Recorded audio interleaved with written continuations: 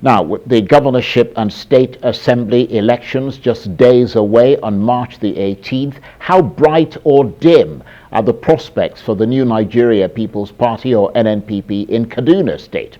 Well, we'll obviously find out on Saturday, won't we? It's one of the most intensely fought races for the keys to a state government house in Nigeria. Kaduna, of course, a state that's deeply polarized along ethnic and religious lines, divisions made worse by communal violence, banditry, and politics. The ruling APC party is battling to hold on to its incumbency there after 8 controversial years with Nasir El-Rufai as governor.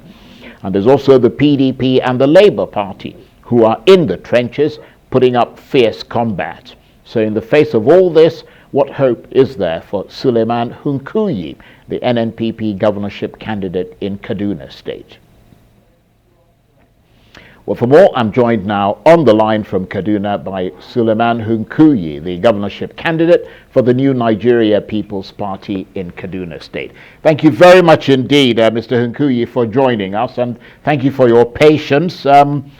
First of all, tell us why the people of Kaduna State should vote for you as governor on Saturday.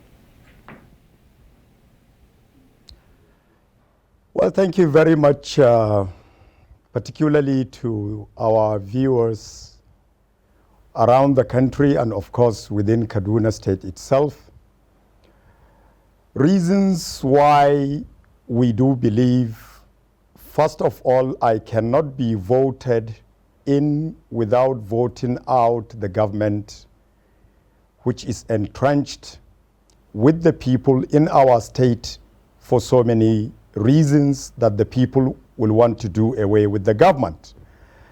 I think it will be a little monotonous to try to outline the tiredness of the common man on the street, in their homes, schools, market, on the road, that are tired of the APC administration and its ways.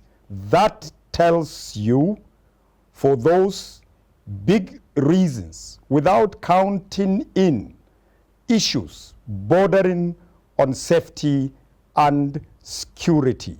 All these are burning issues in my dear state that begs for a new lease of life in government house in Kaduna State, which tells you there is vacancy in Kaduna State government house as far as the people and their needs and their aspiration is concerned.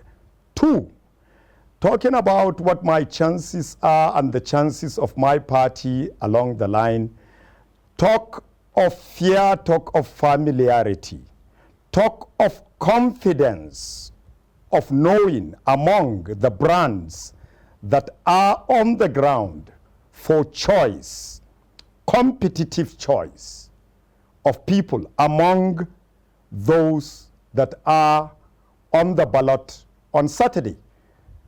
There will be 14 candidates for choice. If you want to narrow it, you want to narrow it on the basis of familiarity, quality, acceptance, competence, and someone that has been tested over time and has become reliable with the people, their aspiration, and the tendencies of change which we have enumerated at the beginning of time. Of course, when we say the people burning desire to do away with insecurity, bringing in an administration that care for their lives, for their well-being, for their safety, that cannot be overemphasized. We have come up with a very strong model and reasons giving people confidence that the first important point as far as the NNPP government is concerned in Kaduna State is security. we counted security second, we counted security third before any other meaningful development. So it is safe for me to say those are prevalent reasons why people want to do away with the current government in Kaduna, and those are the selling points. Those are the points of confidence, faces among those that are put before the people for choice come 18th of March 2023. Thank you for that opening sort of summary, but you haven't told us why they should vote for you, because, I mean, they may vote out the APC, but it doesn't mean they're going to vote you in. I mean, you've got other parties, as you said.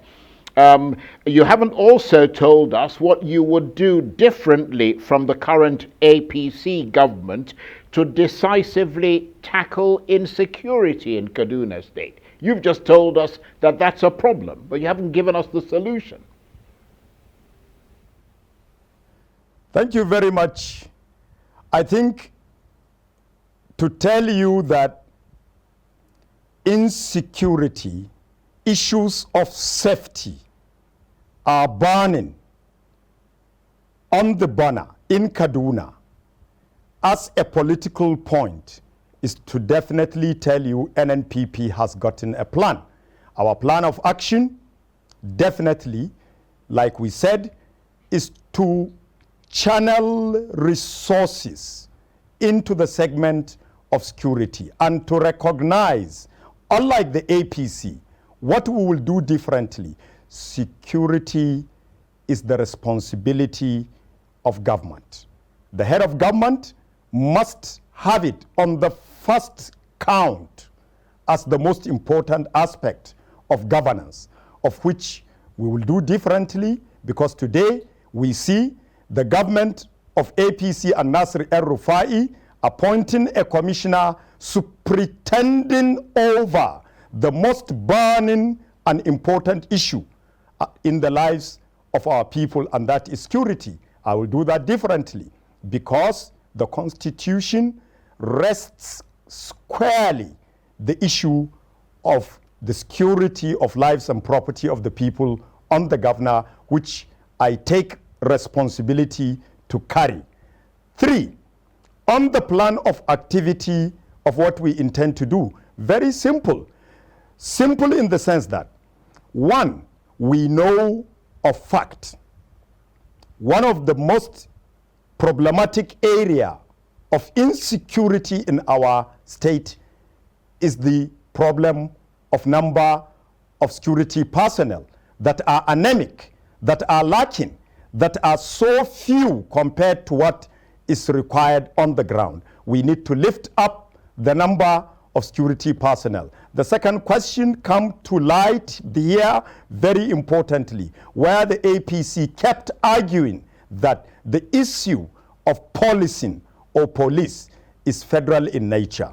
It is under the exclusive legislative list. We agree, there is no doubt about that. But what we say here is that no one stop you as a government in raising number into other segment of security personnel within the state. And that's why we said from the few number of about 12 to 14,000 police within the state, we are going to raise the number to a minimum of 28. That is doubling that number. We are not going to employ the police, but the police constabulary law exists.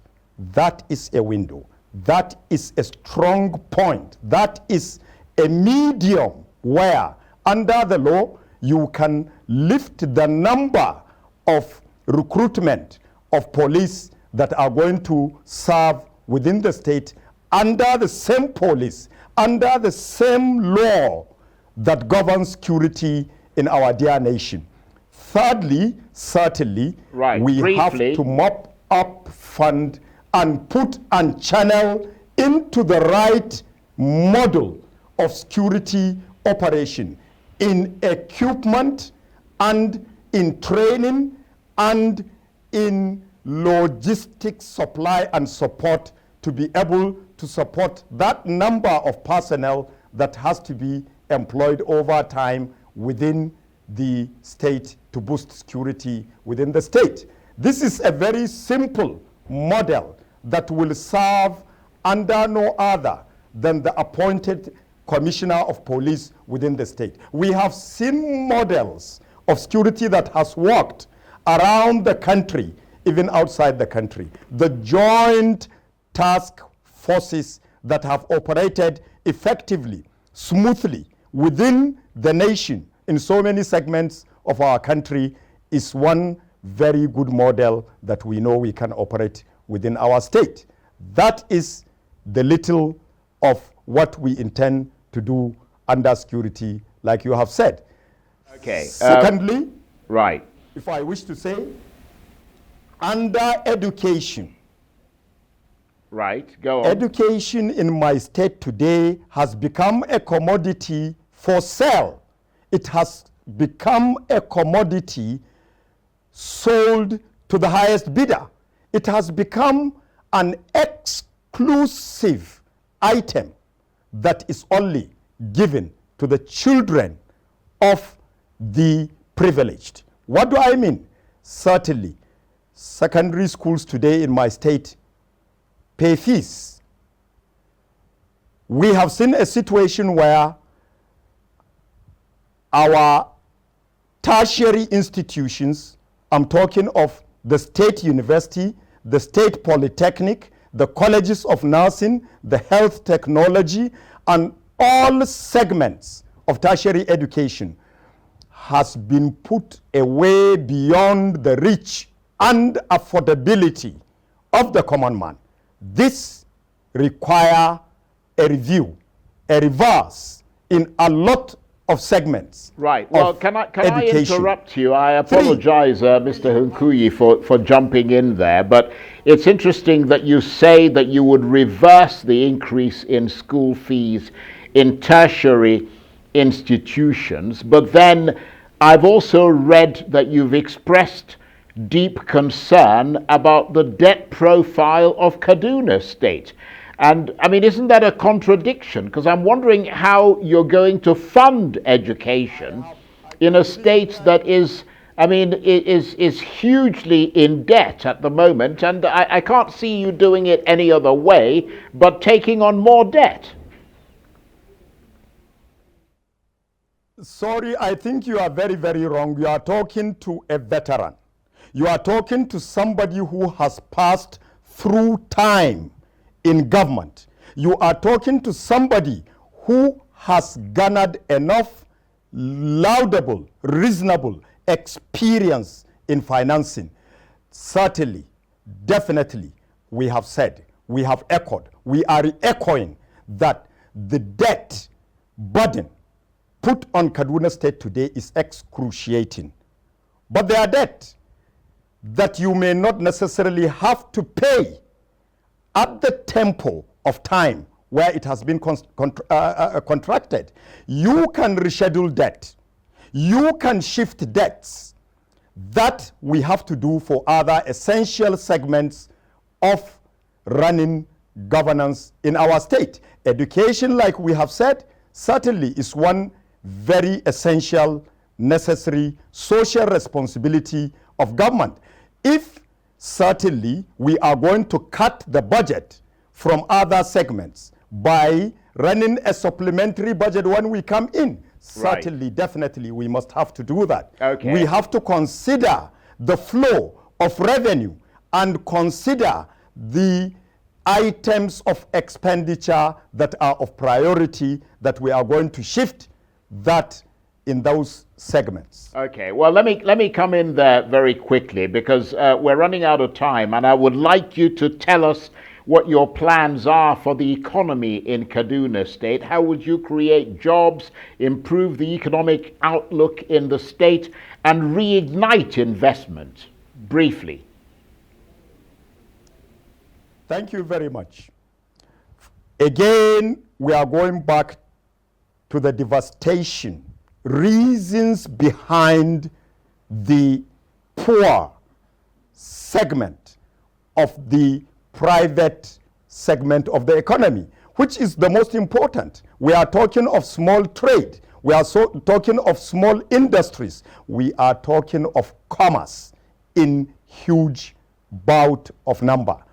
In Kaduna State, 36,000 shops, places of businesses and spaces have been demolished, withdrawn out of concept. It has been pushed completely off the shelf, in our own opinion. Those shops where markets have been pulled down and other markets are coming up, we are going to bring back people who have lost their own edifices.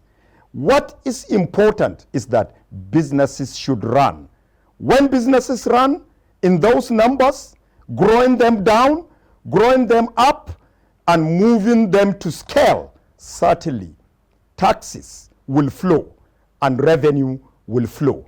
And beyond that, the economy is in Kaduna State, in that area, and in the segment of agriculture. Agriculture is going to receive a boost. We will wish to make that a fulcrum. The very best government can do is to make sure agriculture within the state is taken to another height. And that is what we intend to do. Privately, because we know majority of people who partake in agriculture are privateers. They are the peasants. They are the base of economy of the state. Therefore, certainly, those areas of inputs, those areas of support that require government to put money and funding, we must do to support agriculture in those two areas, commerce and trading, and of course, on the other hand, agriculture. We are sure the private segment of the economy in Kaduna State will be revived over a period of time. Right. Well, we wish you all the very best. Suleiman Hunkuyi is the governorship candidate for the New Nigeria People's Party in Kaduna State, and he was talking to me there on the line from Kaduna. That's it for this edition of Arise Prime Time. Join us again tomorrow. From me and the entire team here in Abuja, Lagos and Kaduna, bye-bye and thank you for watching.